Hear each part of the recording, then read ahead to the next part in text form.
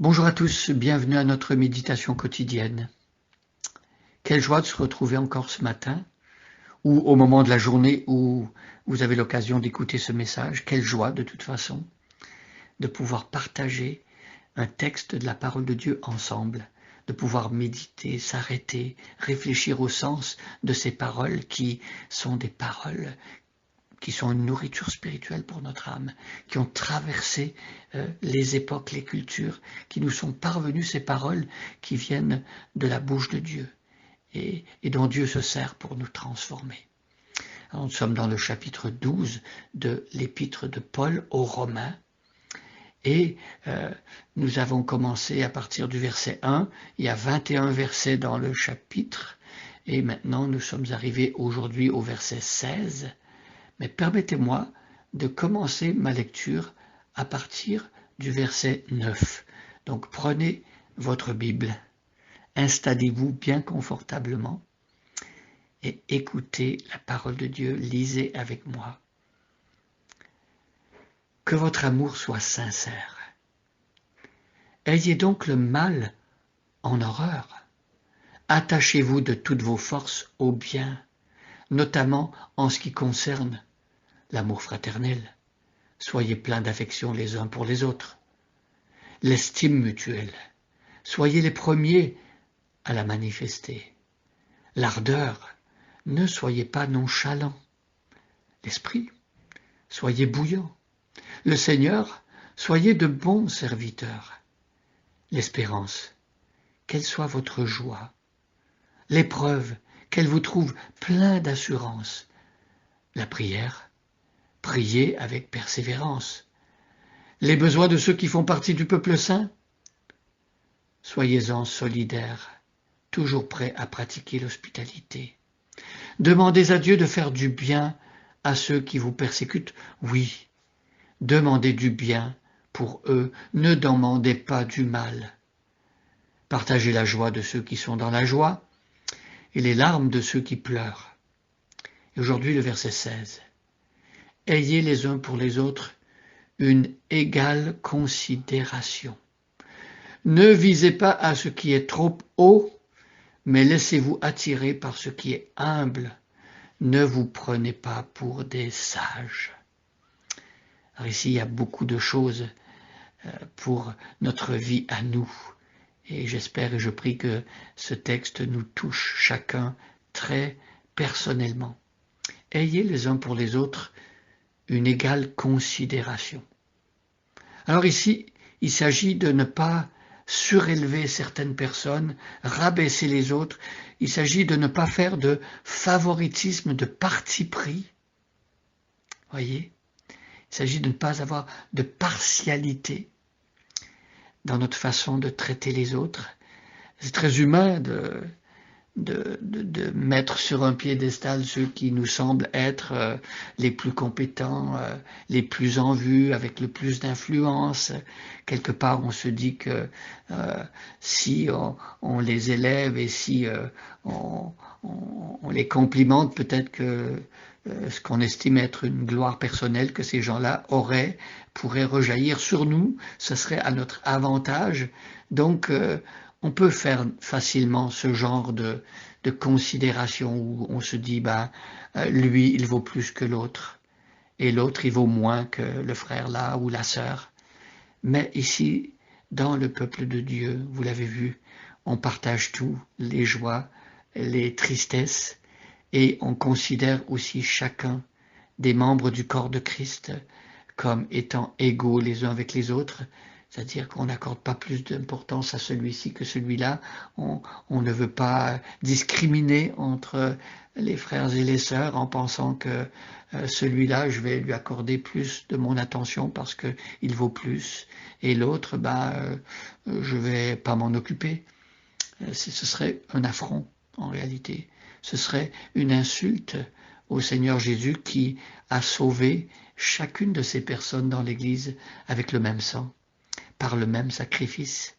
Parce que pour Jésus, celui qui est plus en réserve, celui qui est en retrait, il a autant de valeur que celui qui est plus en but. Et donc, ayez les uns pour les autres une égale considération. Demandons au Seigneur de nous aider même à considérer comme importants ceux que le monde estime être les moins importants.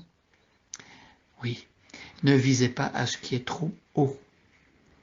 Voilà, parfois, on pourrait, dans notre folie, on pourrait se dire que nous, on est extraordinaire, on est très élevé, on pourrait commencer à se faire un film et se dire « Waouh, j'ai acquis une grande importance » et c'est trompeur. Parce que si on se mesure les uns aux autres, c'est vrai que peut-être parfois certaines personnes ont plus de facilité que les autres, ont plus de succès que les autres, certaines personnes sont plus en vue que les autres, un meilleur travail, plus d'argent, toutes sortes de considérations comme ça. Mais le Seigneur nous demande de ne pas se mesurer aux autres, mais de se regarder à la lumière de qui est Jésus. Et là, en face de Jésus, eh bien, on se rend compte qu'on est tous logés à la même enseigne. On n'est pas plus élevé qu'un frère ou une sœur. Au contraire, plus le Seigneur nous révèle l'état de notre propre cœur, plus on aura envie de prendre la place qui nous revient et d'apprendre l'humilité. Imaginez Jésus lui-même qui est l'être le suprême, le plus important, avec le plus de valeur, lui-même vient sur la terre et il s'humilie et il se rend semblable à un serviteur. Et donc, nous-mêmes, on a à apprendre cette humilité, à apprendre de lui, à se laisser transformer par lui pour oublier qui on est en réalité, ne pas mettre les projecteurs tellement sur nous-mêmes, mais plutôt penser à l'autre, plutôt penser à la grandeur de Jésus-Christ. Ne visez pas à ce qui est trop haut, mais laissez-vous attirer par ce qui est humble. Quelle beauté lorsqu'on regarde dans le ministère de Jésus les personnes avec qui Jésus aime effrayer. Bien sûr, Jésus aime tous les hommes, mais il aime Ponce Pilate, il aime les gouverneurs, il aime Hérode, il aime les rois, il aime tous les êtres humains, même ceux qui sont en position d'autorité. Mais Jésus avait comme une sorte de prédilection pour les personnes les plus humbles, les plus simples, celles qui étaient rejetées.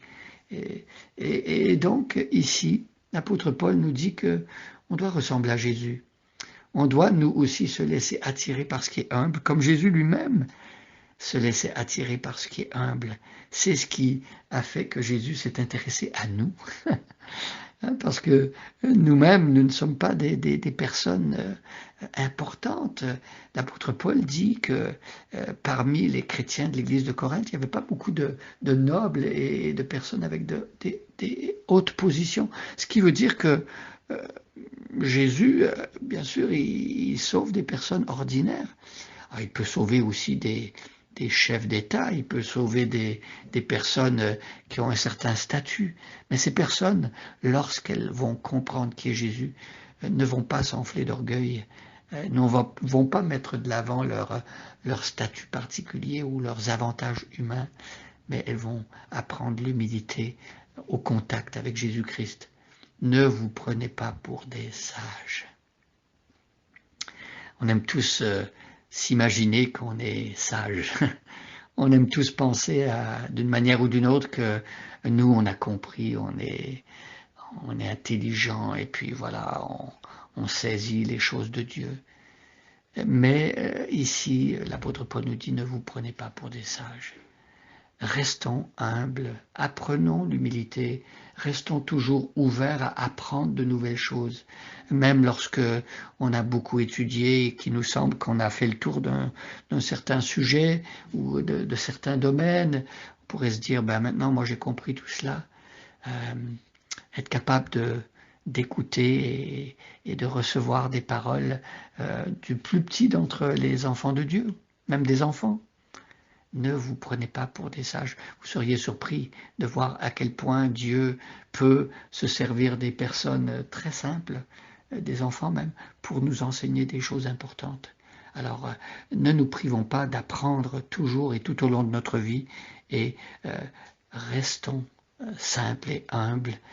au contact avec Jésus, apprenons toujours, continuons à être enseignables. C'est très important. Et mettons-nous à l'école du Seigneur Jésus qui est doux et humble de cœur. Bonne journée à chacun et à chacune, et soyez bénis.